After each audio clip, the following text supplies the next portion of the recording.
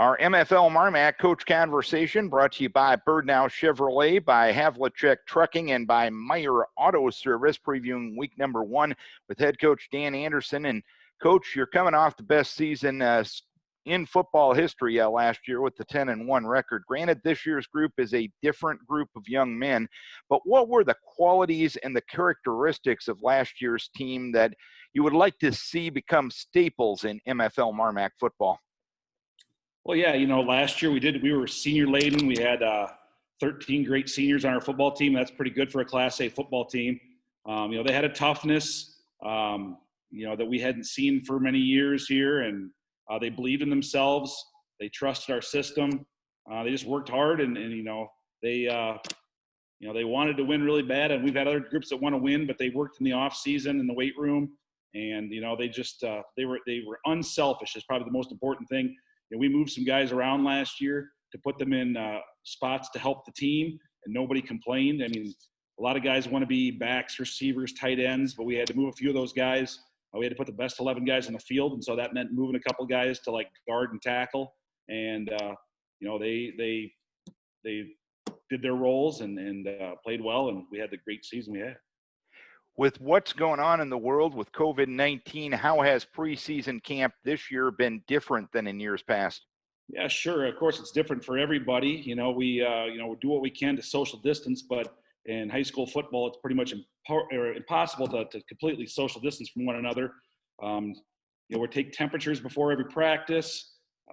We give extra water breaks, and when we have extra water breaks, then the managers are wiping down all our equipment that we're using in our footballs. We do that multiple times each practice. We try to keep kids in pods or in groups more often. Individual drills, less team type things. Of course, you still have to get together as a team, but we try to keep our JV and our varsity separate as much as possible, and just keep kids apart as much as we can. Those are just a few of the things we're doing right now. And with 16 states not getting the opportunity to play football this fall, and Iowa being one of the 34 states that are, is it just one of those things, having that out there for a lot of these young men, that will be enough motivation for them to play things smart from a health and safety protocol standpoint to make sure things keep going in the right direction and a season continues? Yeah, our kids are reminded daily how lucky we are, and there's a lot of kids throughout the country that don't get the opportunity they are getting, and to make sure that they do everything that they can outside of football practice to make sure we get to keep playing football. And they know that at any day, at any time, things can change. It's a pretty fluid situation.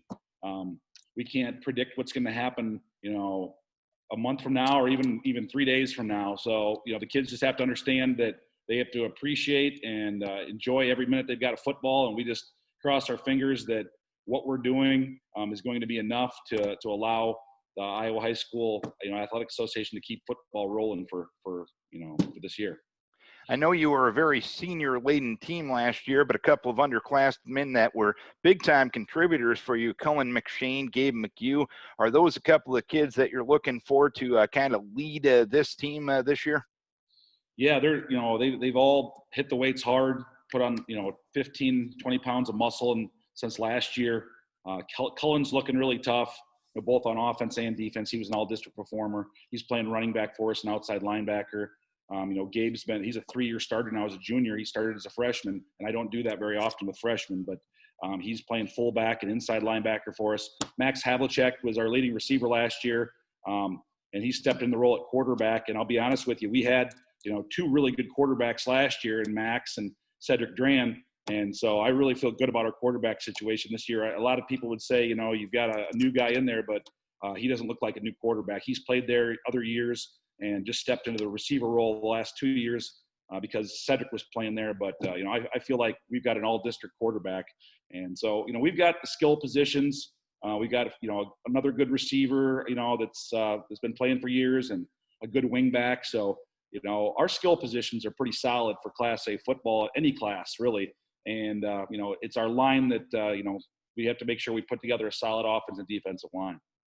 But you do get the postseason opportunity no matter what happens during the regular season. Does that allow you to maybe look a little bit more big picture instead of putting all those pressure on perhaps those early games like you had to in years past? Exactly right. We want to win every ball game we go into, of course, but with the RPI being thrown out this year, your first two games don't really make a whole lot of. I mean, they're important obviously for your kids and for your program, but you don't have to have as much pressure to win those first two games to worry about having to make the playoffs. And so we will experiment more with younger kids and give more kids an opportunity without the stress of we have to win this game to have a chance to make the playoffs. And so, yeah, I'm satisfied with the decision that was made by the state and to put everybody in the playoffs.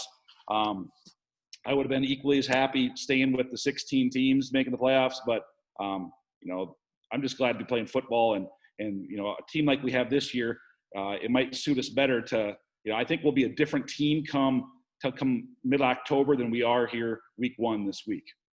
And Maquoketa Valley, your opening opponent, what challenges are they going to present come Friday night? Well, they've got a quarterback that's a returner who is a dual threat. He's a good runner and got a strong arm.